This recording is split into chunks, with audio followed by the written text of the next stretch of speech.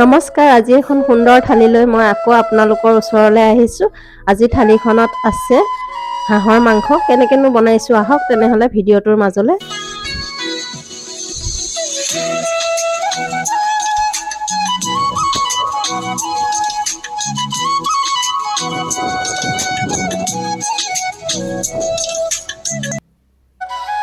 আজি বতৰটো অলপ ঠাণ্ডা, সেইকাৰণে ভাবিলোঁ অলপ হাঁহ খোৱা যাওক। আৰু হাজবেণ্ডে গৈ ধুনীয়াকৈ হাঁহৰ মাংস লৈ আহিলে আৰু নিজেই চবখিনি কৰিছে। এয়া পিঁয়াজ কাটি লৈছে, আদা নহৰু নিজে চব ঠিক কৰিহে মোক কৈছে হাঁহ অলপ হেল্প কৰি দিয়াহি। আৰু এয়া ধুনীয়াকৈ মিক্সিত পিচি কৰি ল'লোঁ এতিয়া। আৰু আমাৰ মানে মাংস আনিলে এটা প্ৰব্লেম হয়, ছোৱালীজনীয়ে যিকোনো মাংস নাখায়, তাই চিকেন খায়। তাকো মানে লোকেলো নহয়, ব্ৰইলাৰ চিকেনেই খাব। এয়া মাংসখিনি এয়া আমাৰ কাৰণে। আৰু ইফালে গোটেইখিনি মা মছলা যোগাৰ কৰি লৈছোঁ।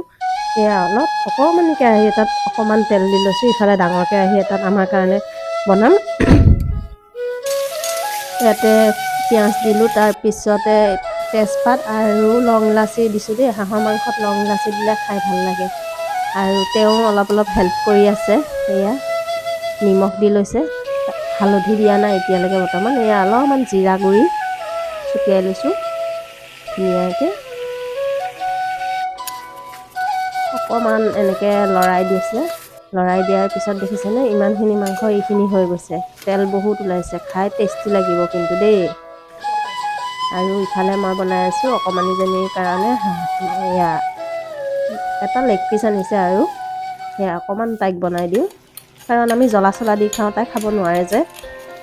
আৰু ইয়াত মানে টান হয় অকণমান ন, এইবিলাক খাচী মাংস হওক হাঁহ মাংস হওক, সেইকাৰণে তাই আমি চাই দিওঁ। তথাপিতো এয়া ভালকৈ মা মছলাখিনি দি অকণমান লৰাই কৰি দিয়াৰ পিছত যেতিয়া মাংসখিনি সিজিছে, অকণমান মছলাৰ পানীটো দি এয়া দেখিছে ইমান ধুনীয়া এটা মানে টেক্সচাৰ আহিছে।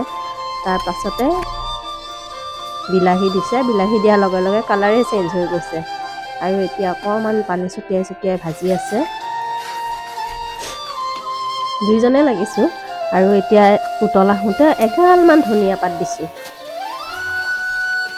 দি ধুনীয়াকৈ লৰাই কৰি দিছোঁ। আৰু এয়া চাওকচোন টেষ্ট কৰিবলৈ ওলোৱাইছোঁ, ইমান একদম গৰমে ডাৱৰীয়া বতৰ, ইমান ভাল লাগিব নহয়নে?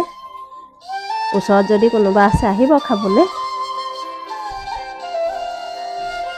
এনেকৈ মানে আনোতে ইমান তেল ওলাইছে, অকণমান গেছটোত পৰিছে দেই, লেতেৰা হৈ গৈছে।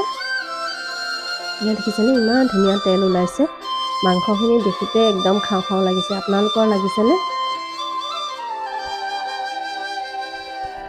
আৰু এতিয়া ধুনীয়াকৈ এনেকৈ ওলোৱাই নিদি অলপমান তেওঁক টেষ্ট কৰিবলৈ দিছোঁ। এইখিনি টেষ্ট কৰাচোন, কেনেকুৱা লাগিছে? মজা লাগিছে,